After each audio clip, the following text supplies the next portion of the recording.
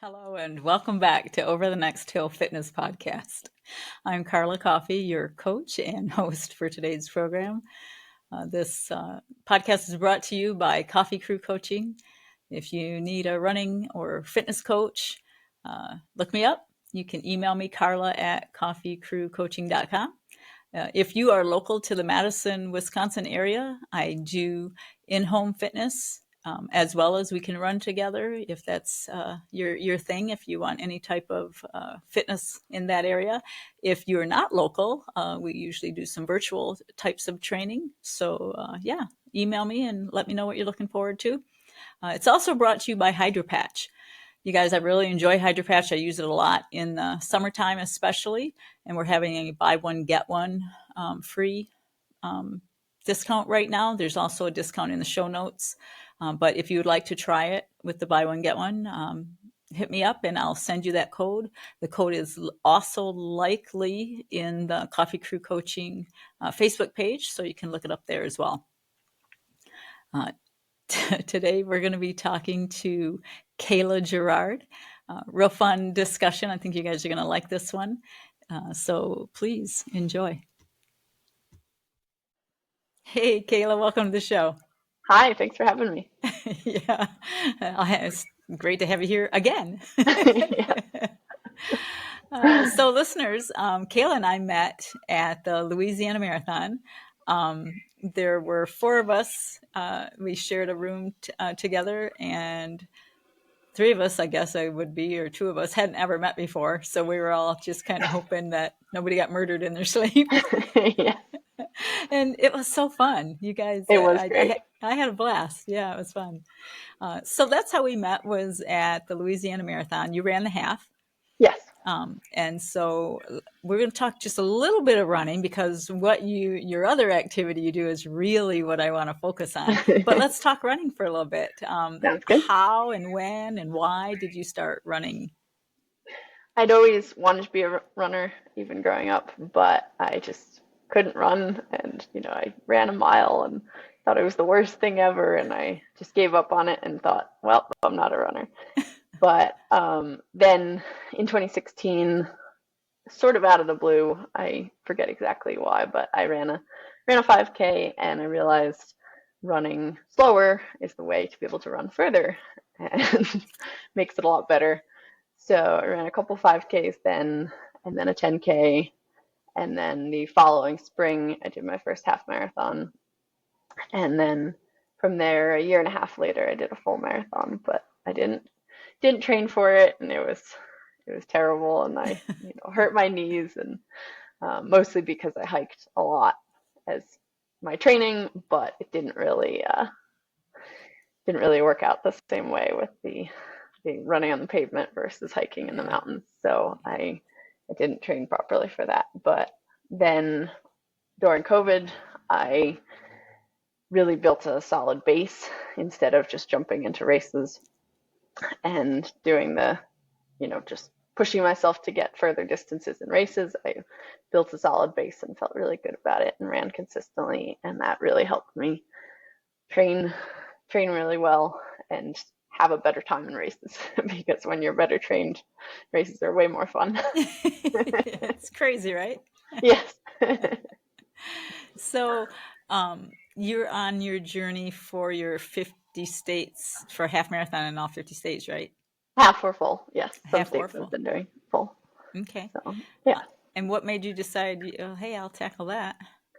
I'd done my first half in New Jersey, and then I moved out to Colorado, and I did one in Wyoming, and then I thought, hey, maybe I should do all 50. I have two. How far? How much further? 48 to be exact. Yes, exactly. At that point. So yeah, I planned it pretty early. I know a lot of people will just kind of do races here and there and then end up realizing that they already have 30 or something like that. But I kind of planned out further in advance. And where are you at now? We're in the standings for yourself.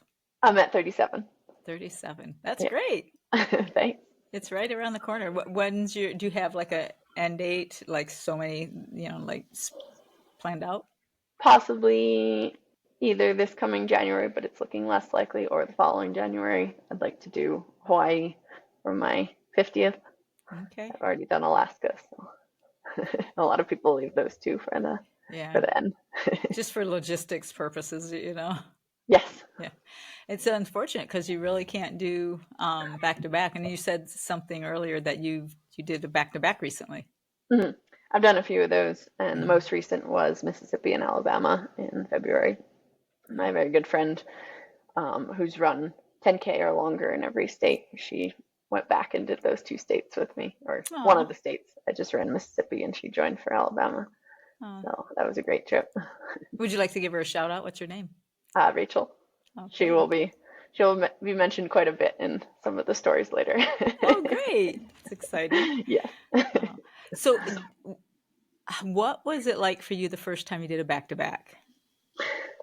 I expected it to be really hard, but I felt better and ran faster the second day. And I think I've done 5 or 6 of them now, and that's pretty much been my experience every time. I think I just need that 13.1 mile warm up. Right? Everyone I talk to that does back to back, whether it's half or full, always faster the second day. I think we run a little more conservative the first day, but Definitely. you don't feel any worse for wear. No, I always feel better the second day. The first day I do run a little more conservatively, but a lot of times I just kind of feel terrible the first day and just kind of sluggish and think, I don't know how I'm going to do this again tomorrow. And then it's easier and more fun and just better the second day. Yeah, it doesn't make sense. No, I mean, really, when you think about it, it just doesn't make sense that that's the no. way it is. But indeed, it is. Yes. So you've got 13 states left. Mhm. Is there one other than Hawaii? Of course, you're really looking forward to that. But is there one that you're planning for that 13 that you're really looking forward to? Um, Probably Vermont City Marathon next Oh, month. I'm gonna do that one, and my parents live in upstate New York, so I'll fly in and run the race in Burlington and get to see them for a few days. So oh, I'm excited about that one. that's nice. And whichever one I pick in Montana will be great. I have most of the West, but Montana is one of the ones that I still have left. So I'm looking forward to that. Montana Yeah, is beautiful. yeah, for sure. Yeah. Do any of your family members run? No, but they're a great support crew. That's My nice. parents or my husband or my brother, a lot of them will go to my races and cheer me on and help me out with logistics and everything. They're Oh, good about that's that. nice. I'm running London in 2 weeks from tomorrow, so my husband and I are going. Oh, that's Very excited. fantastic. Yes. So you're running the full there? Yes. Oh, I'm so No. jealous. That's Been great. trying for many years to get in through the lottery, and I finally got it. Wow, that's great. Congrats. Thanks. So maybe we leave your husband behind and I'll run with you. You can tell him I said Okay. that. So it's your very next, is that your very next race is London? Yes. Yeah. Oh. Yeah. So are you ready? Are you prepared? You've been running, training? Yeah. The Some of the training was going a little more rocky than I would like for the past few months, but I'm feeling really good now, and I had a great 16 miler and a great 20 miler, so feeling pretty confident. That's great. And I know So, it'll be an amazing experience, even if I have to walk it. no kidding, right? Just because you're in London. Yes. Yeah, I've been looking forward to that one for so long. yeah, I bet. You know, those are on my bucket list now for me Mm. is to get the majors. Um, but oh my goodness, the logistics is Yes, so daunting, you it know? really is. Yeah. So when I do the states, when I Mm. would have it, especially if I did a back to back, where it is, what time the race starts, the address of the race start, Important. packet pickup, all those things I'd have, and then what hotel I'm staying at, and I would have, everything written out. And it's still, it's just so hard to get. And so I can't imagine. And then the last few races I've done, if you'll remember how late Mm. I got to the hotel that day because they Yeah. kept canceling my flight. Oh, And oh man. they'd push it back and move it to this time and then move it back to this time. I bet you that flight changed 5 times before I ever. And then it ended up flying Wow. out like 3 minutes later than what I had originally scheduled. I'm like, Oh, wow. just leave it alone until we get a Yeah. little closer, Yeah. as long as there's going to be a plane there. So I can't imagine the anxiety when if and when I ever get to do the majors, across the pond. So, Yeah. oh, Yeah, I'm definitely intimidated by the logistics. And obviously, yeah, I've done some of them, but I still have to plan out more detail and everything. yeah, it's so hard. That's the worst part. Yes, So, definitely. Running is the easy part. for sure, Making for sure to sure. get there and have everything ready. That's all Yeah. the harder So part. I see a beautiful picture in the background. What is that Um, behind you? Hmm.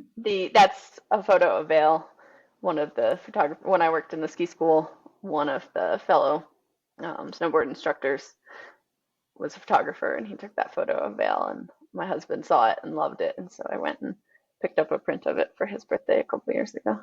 Okay. So do you ski as well? Mhm. Are you a ski instructor? I was for the first 2 years when I moved out here, but the little kids just got me sick constantly.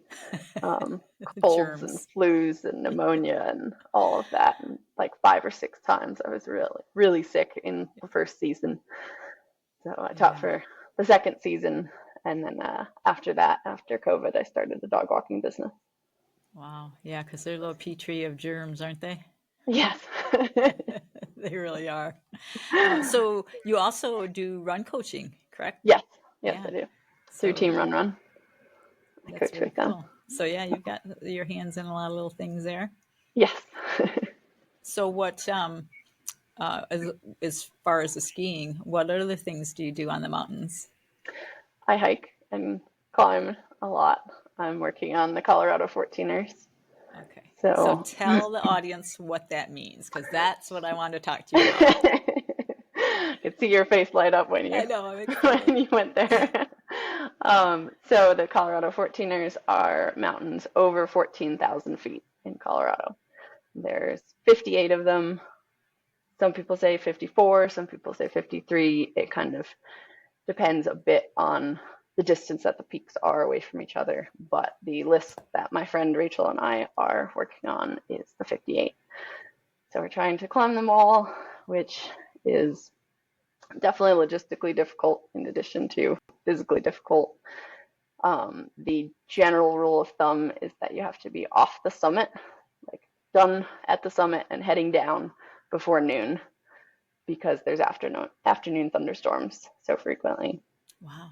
So, but in our experience, it's been more like 10:30 a.m. that you have to be off the summit. So a lot of very early morning starts. The Wow. earliest that we started hiking was 12:30 a.m. We were on the summit at 6 a.m. Because there was hail and sleet coming in around 10 or 10:30, and we wanted to avoid it. So we were up on the summit ridge by sunrise. Wow. But that was beautiful, huh? Oh yes, and it was my birthday, so even Oh, better. yeah. Wow. Now, how did you get started in that? Because I mean, I understand how people get into running. It's everywhere, right? I mean, you see Mhm. runners just kind of running. You go, hey, I'll do that too. And they start hearing about run clubs and, get doing Boston and whatever. But you don't hear about people going, oh, hey, I think I'll go hike a 14,000 feet hill. Yeah. Well, the 14ers are a big thing in Colorado Okay. specifically. So people do kind of talk about it casually like that. But I started hiking in April of 2017, really. I had hiked a lot with my family growing up and with our dog and things like that. But that was more of flatter hikes. This was more specifically, let's go climb a mountain. So it was a bit different for me. And so I did an REI rock climbing class, met a girl, Jamie, who was really great, and met other friends through her, ended up hiking with them. April 2017 was my first like mountain hike. And so I did that, loved it. It was 9.5 miles and a lot of elevation gain. And then that was in the Catskills in New York. And then after that, that summer, I hiked a lot in the Adirondacks in New York. because I'm originally from New Jersey, so those were 2 to 4 hours away. So my brother and I hiked a lot of mountains in the Adirondacks.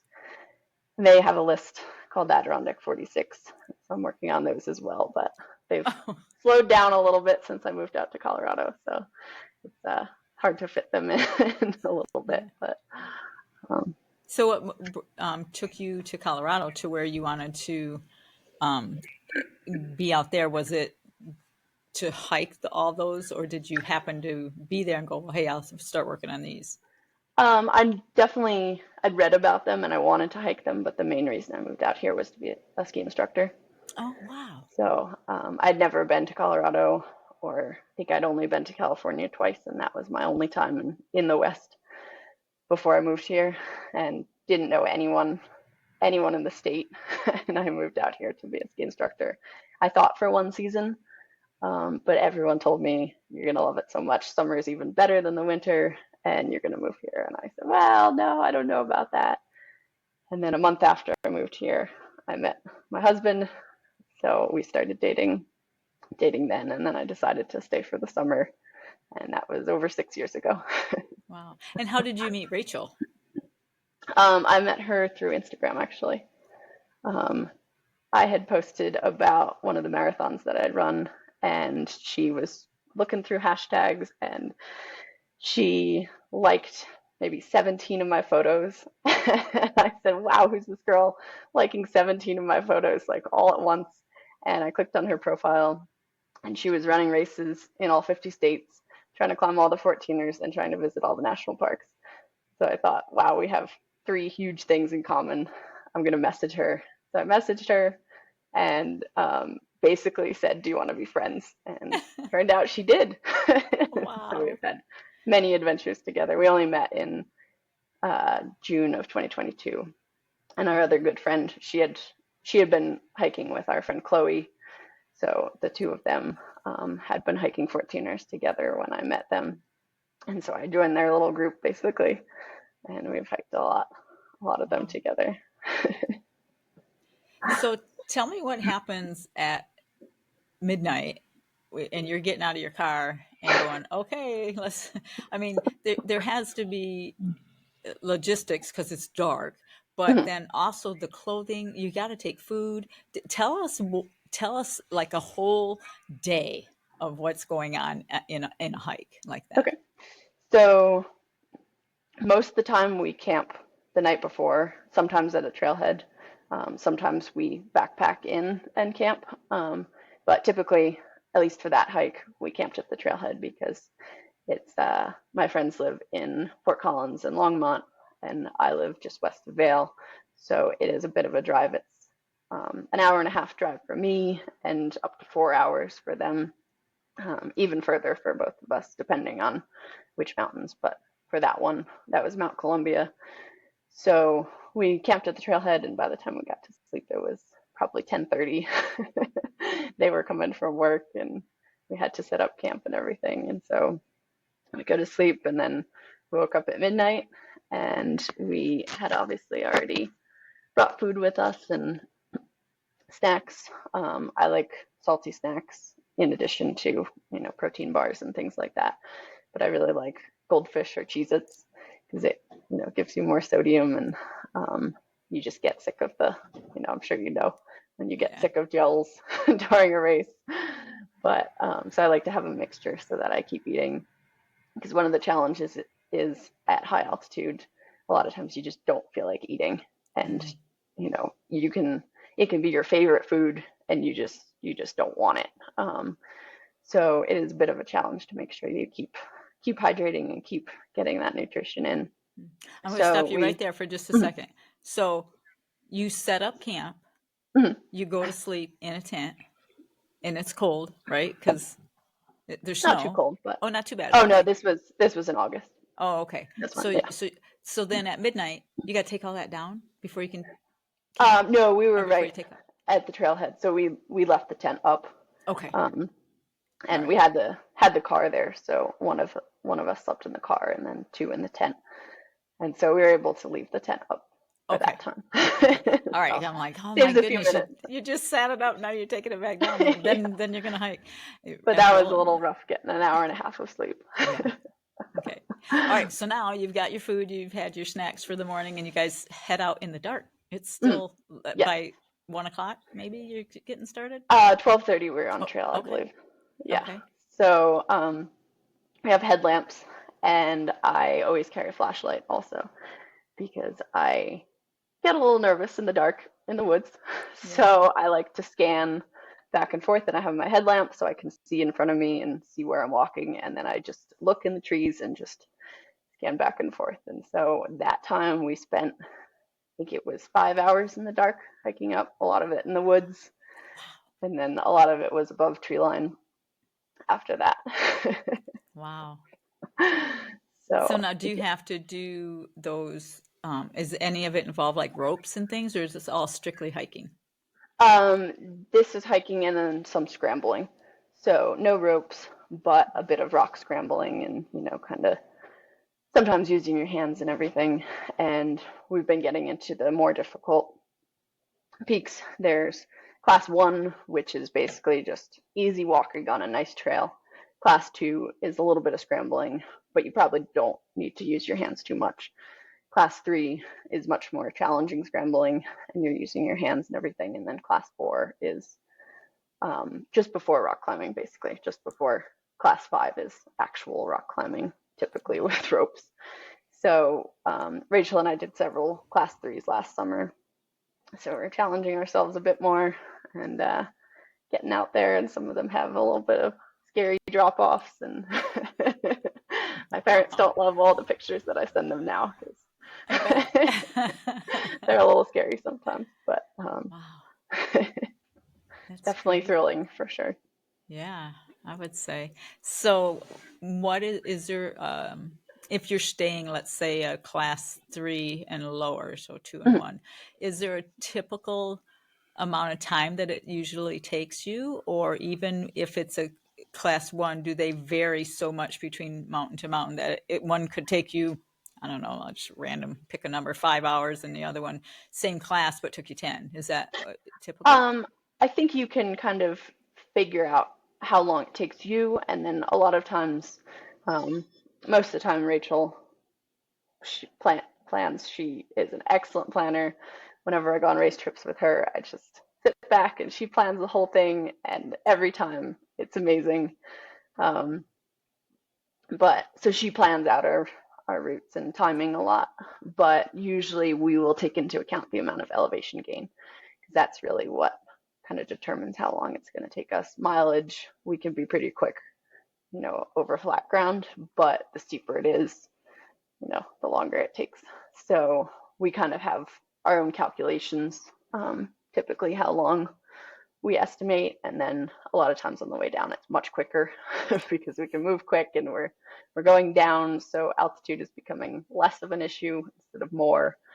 But there's some certain days where we're just feeling off, and a lot of times the first 14er of a climbing season is pretty rough. We're tired, and the altitude is just affecting us a lot more. Last summer we did a pretty easy one first, and I felt terrible, but then we kind of get back into it pretty quickly. So Yeah. we have a lot of them planned for this coming summer.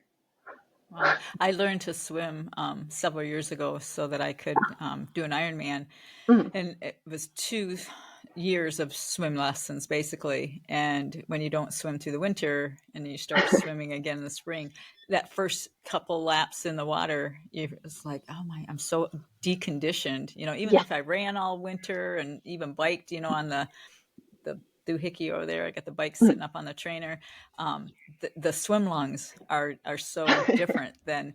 So I could see how your first one getting right back to that altitude would really Yeah. challenge your lungs. That makes Yeah, sense. definitely is a little bit rough the first time. Yeah. So tell us some adventures that you and Rachel have gotten yourselves into. Oh boy. So probably the most memorable hike or adventure of any kind was my bachelorette party in the summer of 2023. My brother was my man of honor, instead of maid of honor. And I asked him and Rachel to plan a bachelorette party for me because, they know me very well and they know we'd have a great time. And so it was all a surprise. So we start driving down towards the area where I assumed that we would be going. I didn't even know what town we were going to. And we're at the Airbnb, and it's my brother, Corey, Rachel, and Chloe, and a couple other really good friends. We're at the Airbnb, and they said, okay, do you want to hear what we have planned? And I said, yeah. And they said, okay, we're going whitewater rafting tomorrow morning. Then we're going horseback riding in the afternoon. Then we're driving down to Crested Butte. And then we're hiking Mount Crested Butte that day. Then we're doing a picnic at an alpine lake that afternoon. And then the next day we're going to hike Mount Uncompahgre, or Uncompahgre Peak, which is a 14er. And I just teared up and I said I couldn't have planned it better if it was me planning it. Like, this is perfect. And so we did all the first couple things, and we had a great time. And two of my friends had to go and fly back to New Jersey, but the five of us set out for the 14er Sunday morning. And again, we got probably an hour and a half of sleep, and we'd been going like crazy all weekend. And those two friends had come out earlier, so I'd done a couple 14ers with them before the weekend even started. We're all pretty tired, but we drove down to the peak, and it was another probably 3.5 hours from Crested Butte, and we got there, and it was on this really brutal four-wheel drive road, Nelly Creek Road, and it's basically a Jeep road only, and just massive rocks. And there was even a boulder at one point that my friend had to get out of the car and guide us around the boulder, because we had a couple inches for the drop off on the left side and then a couple inches by this massive boulder on the right. We had to squeeze the car through the middle.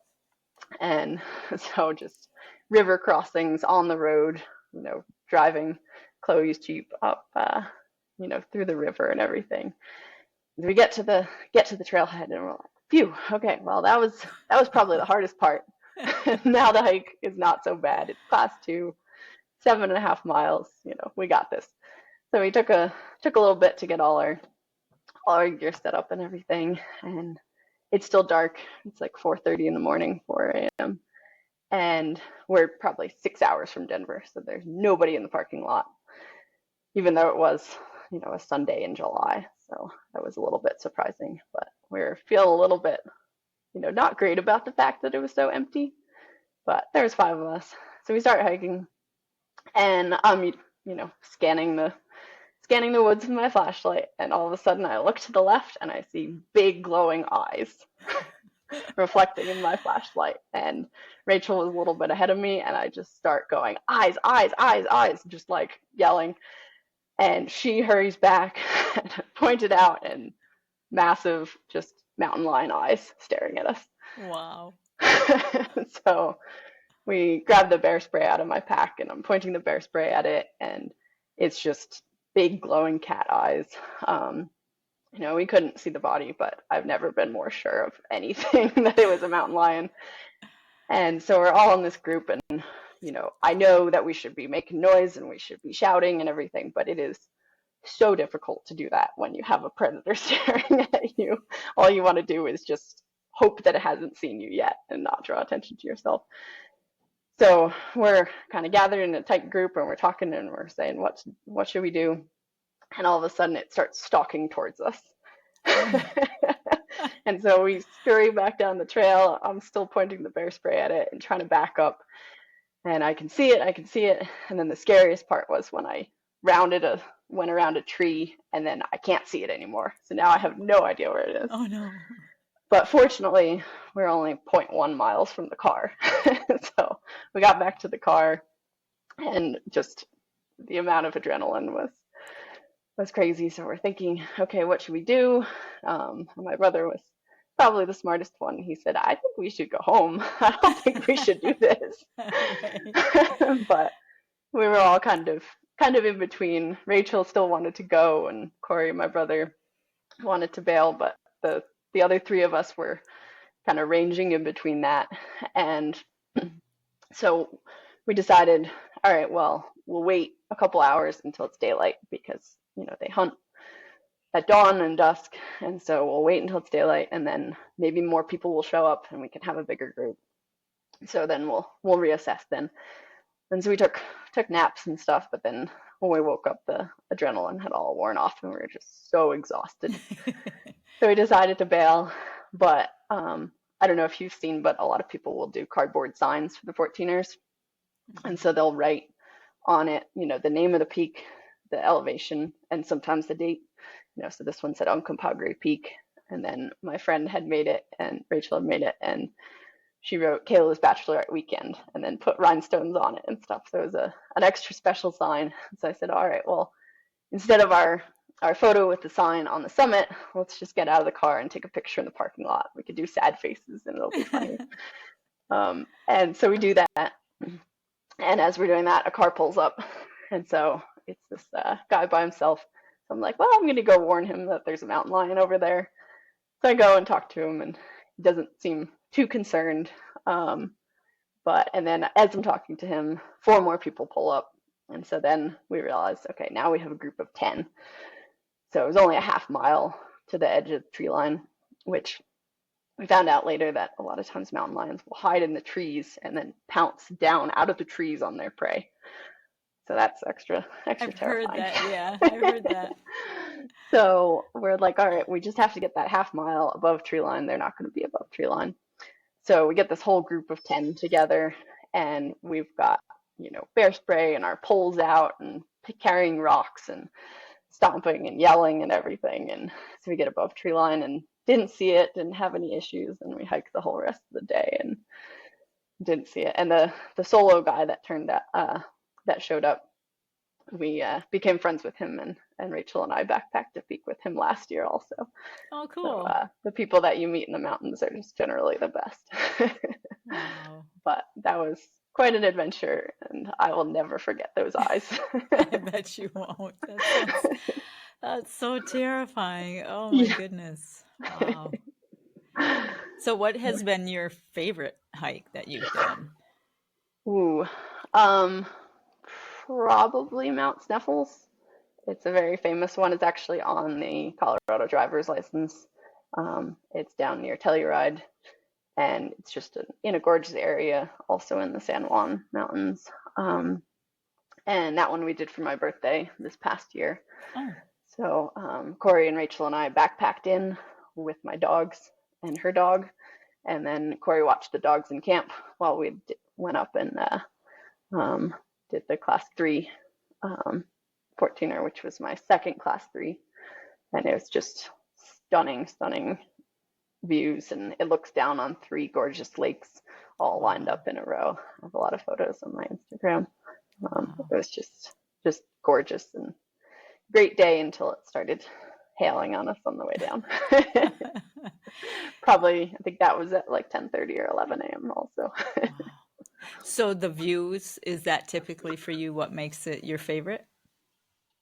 A lot of it. Yeah. I mean, I just love being out in the mountains, and just, a lot of times because of the altitude, you're kind of moving slowly, and sometimes it'll be so steep and you're at 13,000 feet, and sometimes you just got to tell yourself, take 10 more steps and then you can stop and take a break. But you take 10 steps and then you look around and you just think that you wouldn't want to be anywhere else. It's so stunning. And then a lot of times I lie to myself and don't stop and tell myself 10 more steps, and, and then we get up the whole mountain that way. You lie to yourself. Yeah. Oh, fooled you again. Keep going. I do that running too.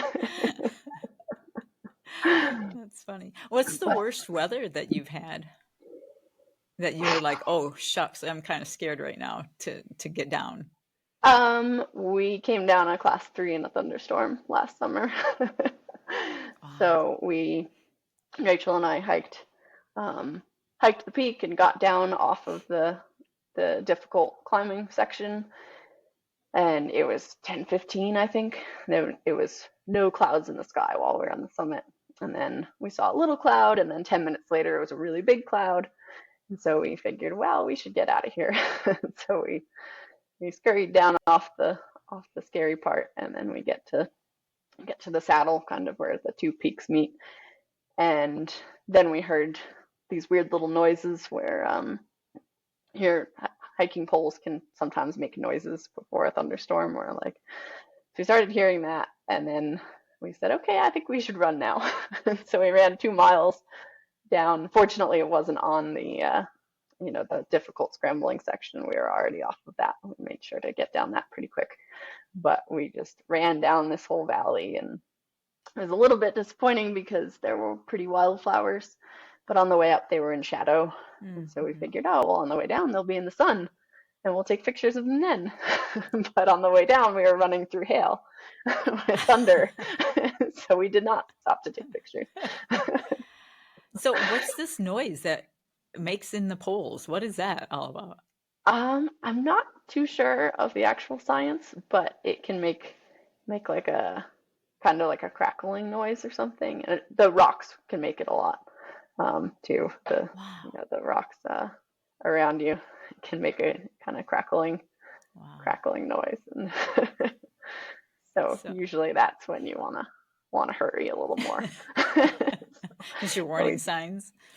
yeah, so we ran 2 miles down to get below tree line because most of the 14ers are above tree line for probably most of the hike, depending on the trail. Hmm. But a lot of times, I think their tree line was at 11,600 feet, and so we had to go up to 14,000 plus. So we were a lot of the time out in this exposed kind of valley, and then up on the saddle, and then up on the ridge. But yeah, we got an extra 2 miles of running in. There you go. That's important. Yeah. Oh wow, that just sounds so amazing. Have you been injured on a hike before? You or Um, anyone you were with? my husband Brian twisted his knee and had a little bit of issues getting down the first 14er that we did together. We did the first four that I've done together, and then the following summer we did two more together. But it was 28 degrees in August and like 60 plus mile an hour winds, and he said, "Yeah, I'm just not having fun. I don't want to do this anymore." And then a few years after that, I met Rachel and Chloe, and neither of their husbands like suffering in that way either, and the three of us do. So, they hang out at home and we go out and have a great time. Works for everybody. Yeah, But he did psychos. twist his knee on the way down, and it was a little, and that a thunderstorm was coming in as well, so that was kind of difficult to manage how quickly to hurry down, but to not have him injure himself more, Right. and because everybody thinks, oh, well, I'll just bolt down the mountain and I'll run as fast as I can. But the problem is, No. if you twist your ankle or hurt your knee or something, now you're way slower. Right. So, Wow. yeah, it's a kind of a careful balance. Wow. That's well, at least that's the worst though that's happened. Yeah. So, other than mountain lions, do you see bear or any other wild pigs or anything that you have to worry about? No, I didn't even realize that I should be that afraid of mountain lions. I thought it was bears that I was constantly scanning the woods for in the dark. But I don't think I've seen any bears in Colorado in person, honestly. I No. saw plenty in New Jersey when I lived there, but none in Weird. none in Colorado. Yeah. Oh, I guess that's So good yeah, though. we Yeah. see elk and deer sometimes. A few times when I was hiking in New York, we'd see deer eyes reflected in the flashlight and freak out for a minute until you realized it was just a deer. Yeah. And then Rachel and Chloe were hiking another 14er while I was visiting family in New York, and they had another run-in with two more mountain lions in the dark. And actually, one had a baby also, so it was one mountain lion, and then 10 minutes later they kept hiking and then saw two more at one point. I'm glad I Wow. missed that one, but Yeah. so Wow. we're trying to start closer to daylight now, and always just super aware and shouting and playing music when we're hiking in the dark.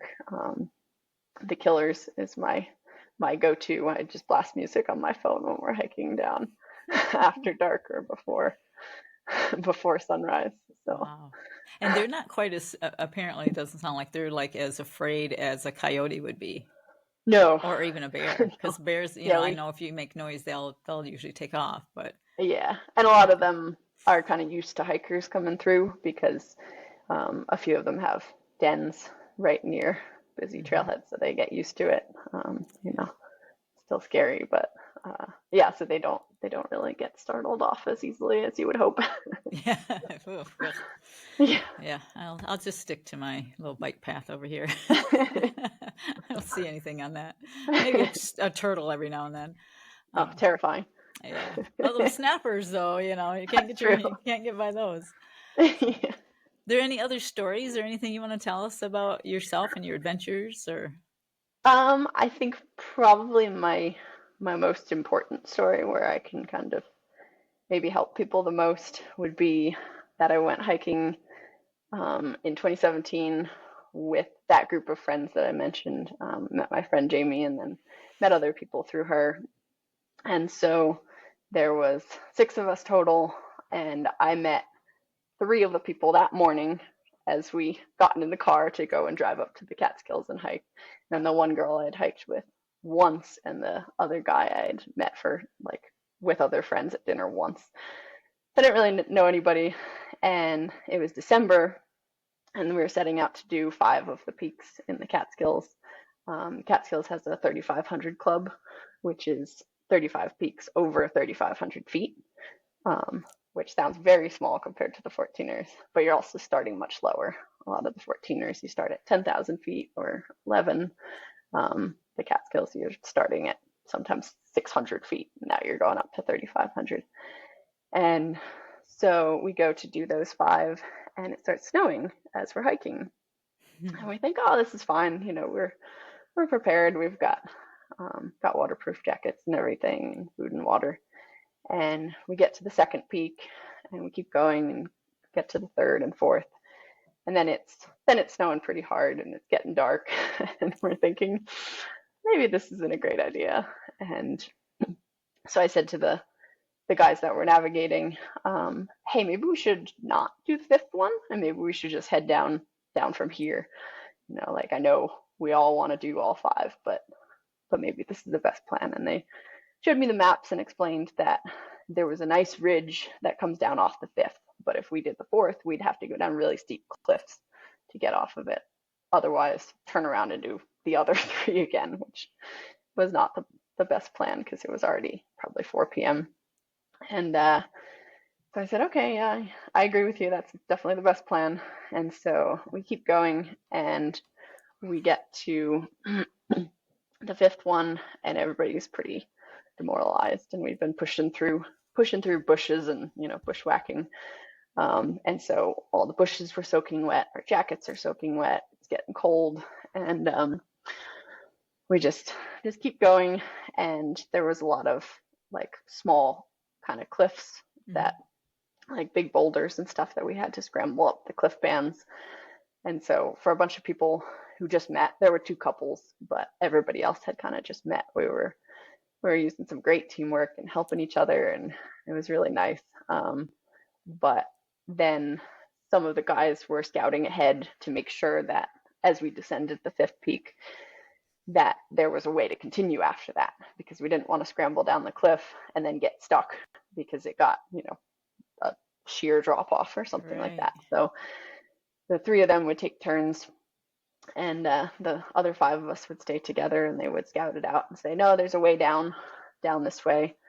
And my one friend had given his micro spikes, like the little metal Mm-hmm. spikes on the bottom of your shoes.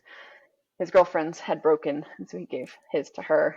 And he was scouting out, and he slipped, and he fell like 25 feet off a cliff, Oh my God. and his foot whiplashed and hit on the ground and broke in two places. Oh. So now it's, dark and cold and still snowing. It snowed like Oh. 8 inches while we were out there. And now he has a broken foot, and we still don't have a good route out. So we keep going, and we're scrambling down these cliff bands, and it's just getting worse. And I said to them, I think we should find somewhere to camp. I think we're staying here overnight because I don't know, it's probably 5:30 or 6 by then, maybe a little later. And everybody kind of agreed on that. And so we cut sideways and we found this cave on the side of a cliff that fortunately didn't have a bear in it. Or a We mountain didn't really, lion. yeah, or a mountain lion. We didn't really think about it at the time, but we should have been kind of concerned for hibernating bears because it was December.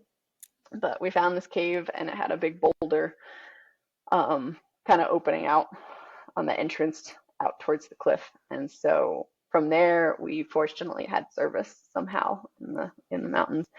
And we called the rangers and we called our families and told them we were okay, but we wouldn't be home tonight. And my biggest takeaway from that was that when people go hiking or adventuring or something, a lot of times you'll think, oh, well, as long as I have service, as long as I can contact someone, then I'll be okay. Everything will be okay kind of immediately. Well, it took them 7.5 hours to get to us.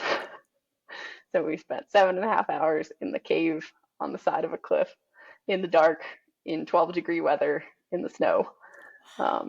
So I feel like that's a really important lesson that I learned there, that it's not just call for help and then everything's immediately fine.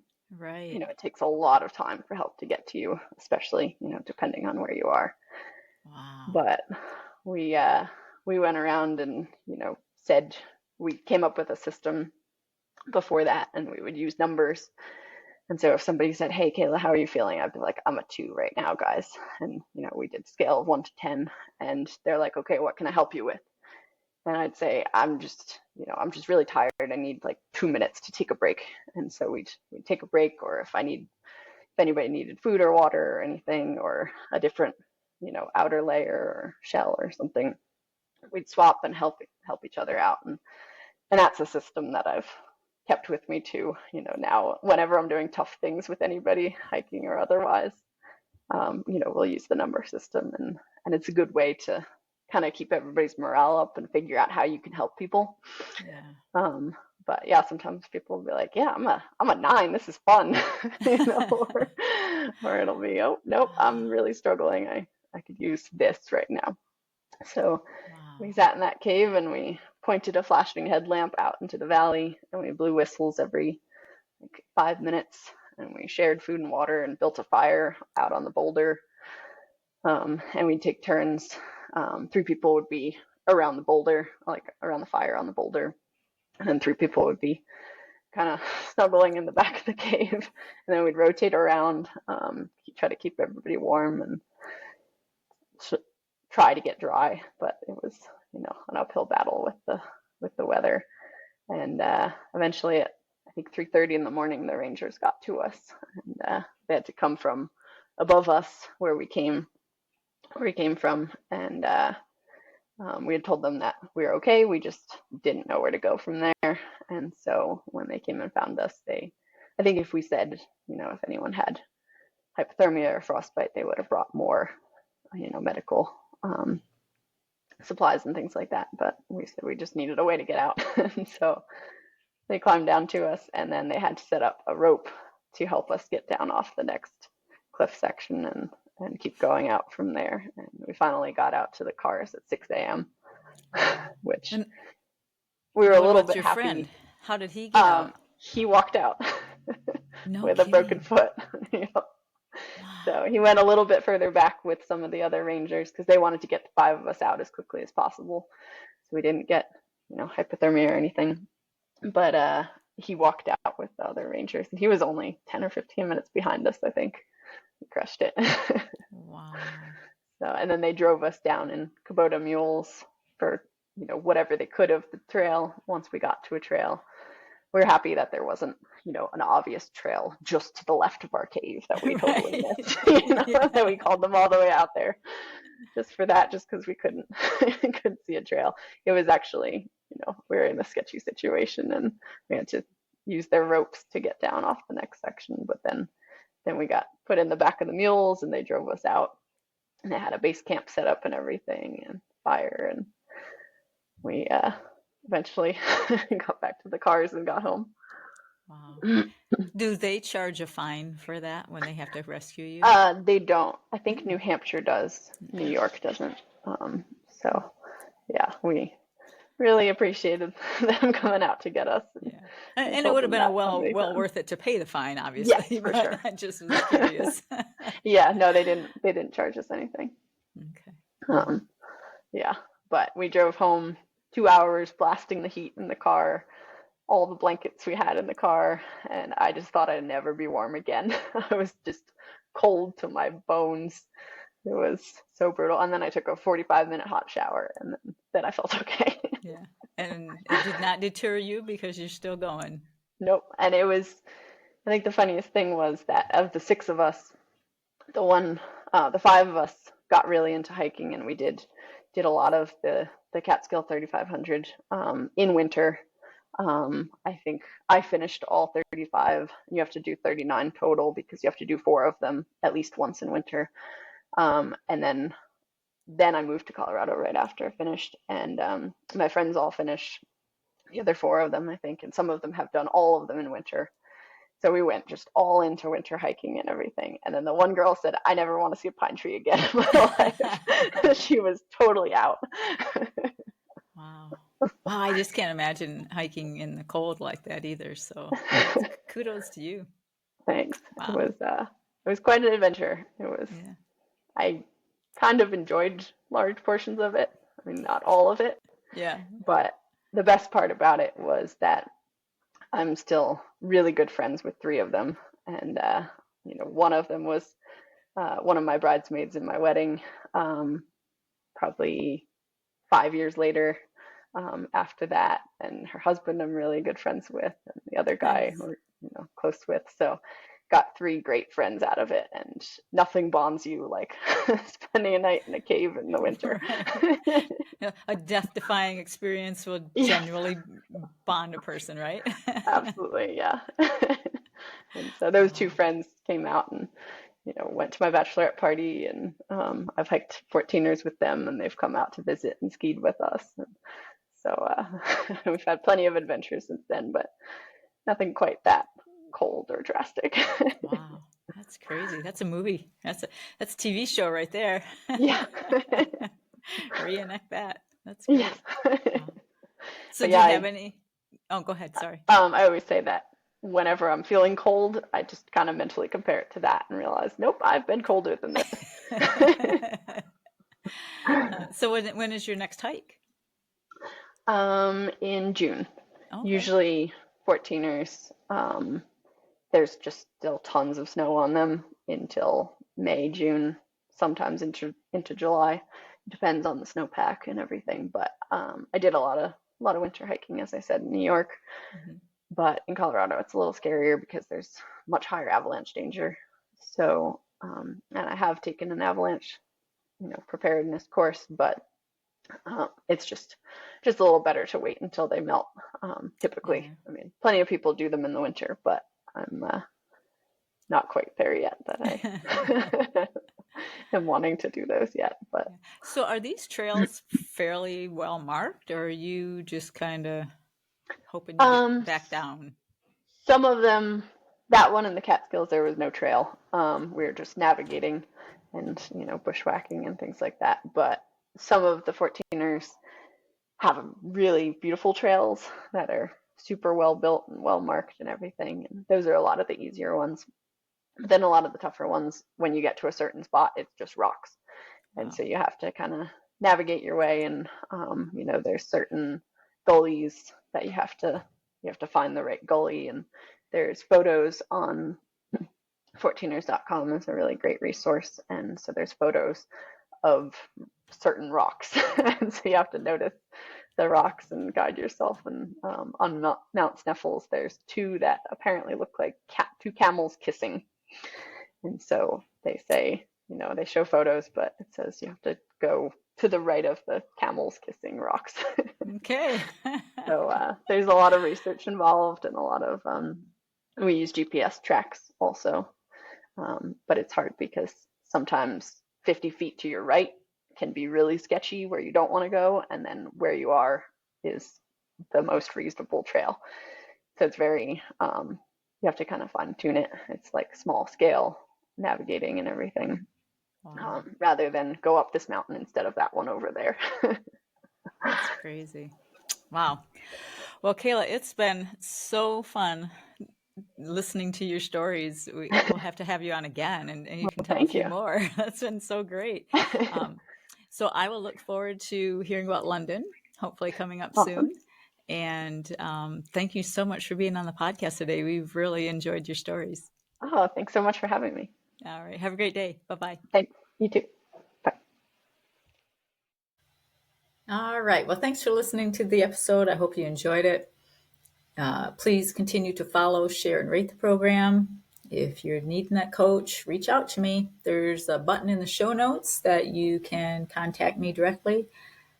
Share it with a friend if you think their story needs to be on the podcast. I'd love to hear from them. So thanks again and have a great day.